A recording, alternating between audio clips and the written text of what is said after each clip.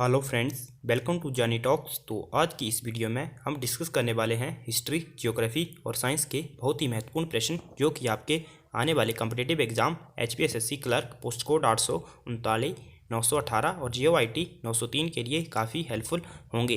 तो दोस्तों, ये जो हमने सीरीज़ शुरू करी है ये इसकी 25वीं वीडियो है। अगर इससे पहले की 24 क्लासेज आपने नहीं देखी हैं तो आप हमारे चैनल की प्लेलिस्ट में जाकर देख सकते हैं और अपनी तैयारी को बूस्टअप कर सकते हैं। थोड़े ही दिन रह गए हैं एग्ज़ाम के लिए, तो जुट जाइए पूरी तैयारी से अपने एग्ज़ाम की प्रिपरेशन में।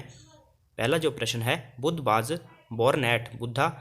बाज बोरनेट बौद्ध का जन्म हुआ था। तो दोस्तों, बौद्ध का जो जन्म हुआ था वो नेपाल के लुम्बिनी में हुआ था। तो ऑप्शन ए जो है वो सही हो जाएगा। लुम्बिनी में 563 BC में हुआ था महात्मा बुद्ध का जन्म।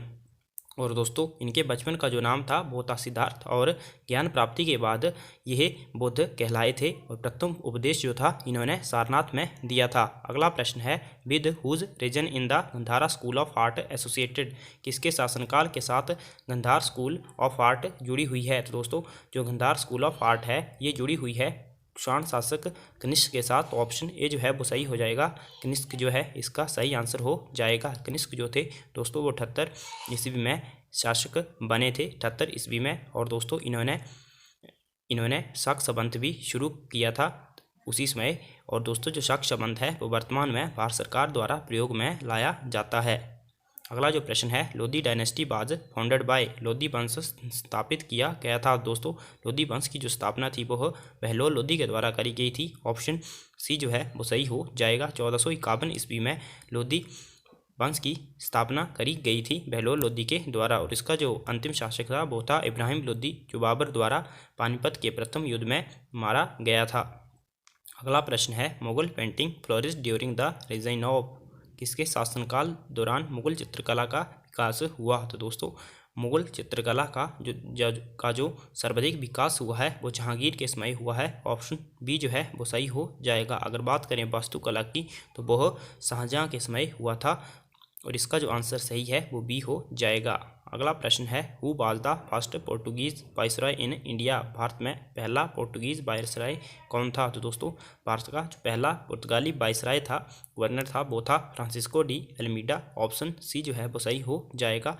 और दोस्तों, भारत में जो पुर्तगाली शक्ति का वास्तविक संस्थापक है वो अल्बुकर्क को कहा जाता है और पहला पुर्तगाली यात्री था वास्को डी गामा।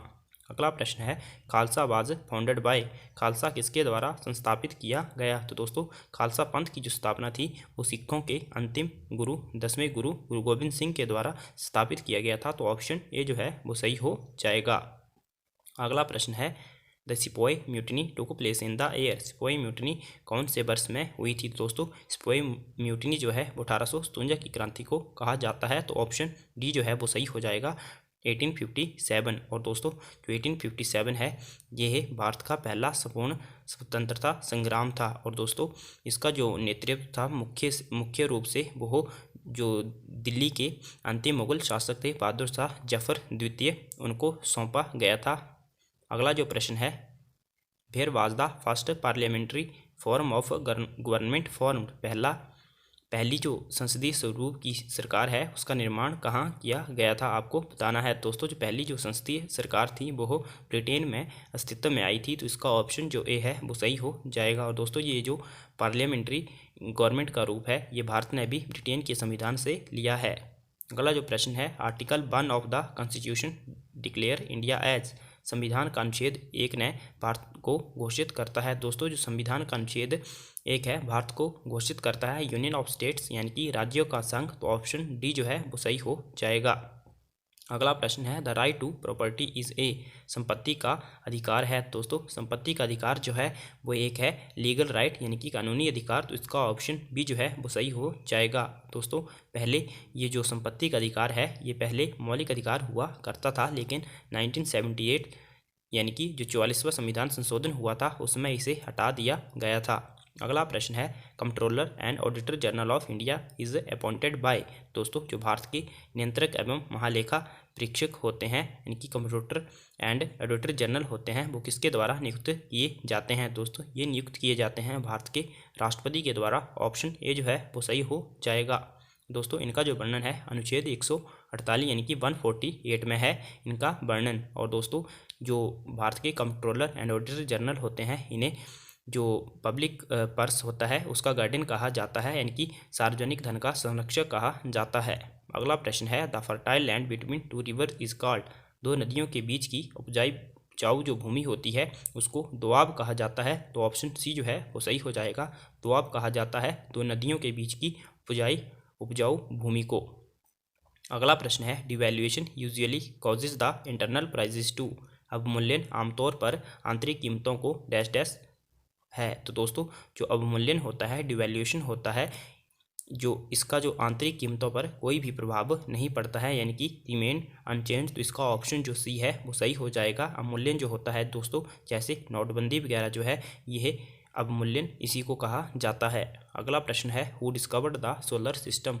सौर प्रणाली की खोज किसने करी थी। तो दोस्तों सौर प्रणाली की जो खोज थी वो कोपरनिकस के द्वारा करी गई थी। तो इसका ऑप्शन ए जो है वो सही हो जाएगा। और दोस्तों जो केपलर थे, इन्होंने ग्रहों की गति के नियम दिए थे। अगला जो प्रश्न है, latitude of place is indicated of heats. किसी भी जगह का अक्षांश उसकी डैश डैश इंगित करता है। तो दोस्तों जो किसी भी जगह का जो अक्षांश होता है उसके तापमान को इंडिकेट करता है। ऑप्शन डी जो है वो सही हो जाएगा। और बात करें देशांतर की दोस्तों, जो देशांतर है वो समय को बताती है।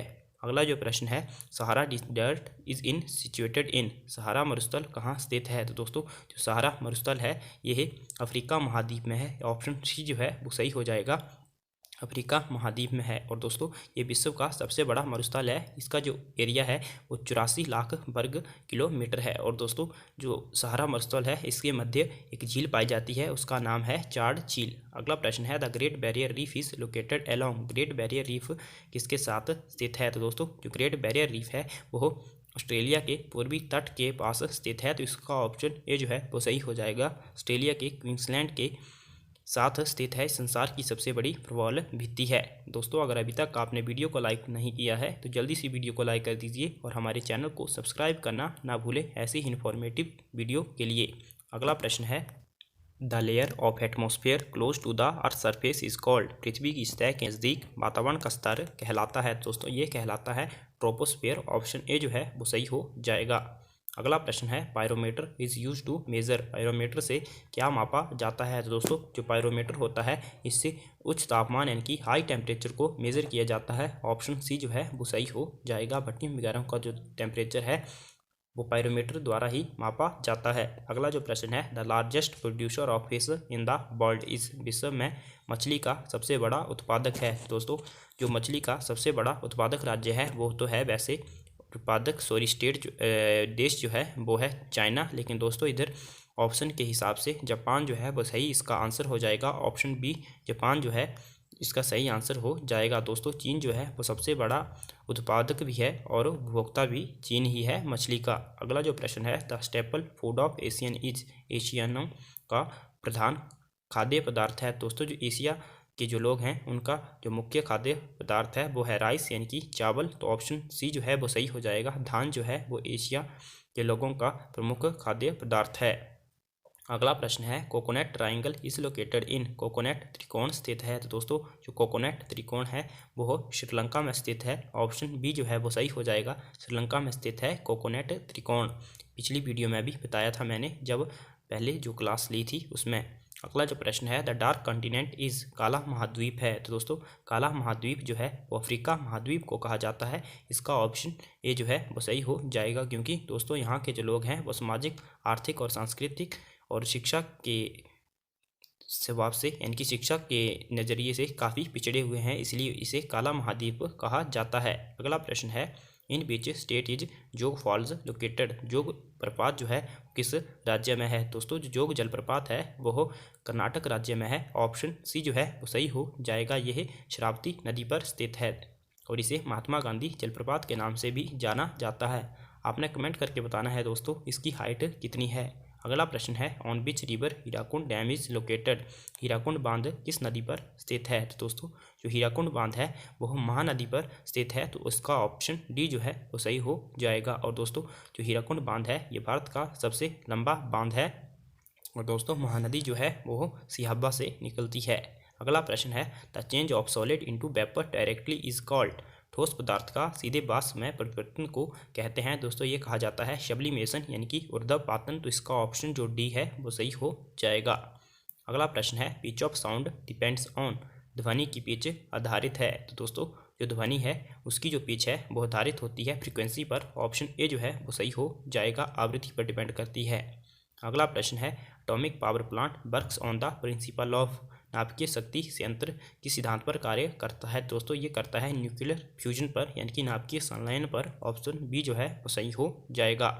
अगला प्रश्न है ईस्ट है। तो दोस्तों आपको बताना है ईस्ट जो है वो है एक फंजाई यानी कि कवक है। ऑप्शन डी जो है वो सही हो जाएगा। अगला प्रश्न है इंसुलिन इज। आपको बताना है इंसुलिन क्या है दोस्तों। इंसुलिन जो है वो ये है एक कार्बोहाइड्रेट। तो ऑप्शन सी जो है वो सही हो जाएगा। अगला जो प्रश्न है main source of lead pollution is from. Lead प्रदूषण का मुख्य स्रोत है दोस्तों। लेड प्रदूषण का जो मुख्य स्रोत है वो है लीडेड गैसोलाइन। तो इसका ऑप्शन जो बी है वो सही हो जाएगा। तो दोस्तों कैसी लगी आज की वीडियो कमेंट करके ज़रूर बताएं। Thanks for watching, God bless you all.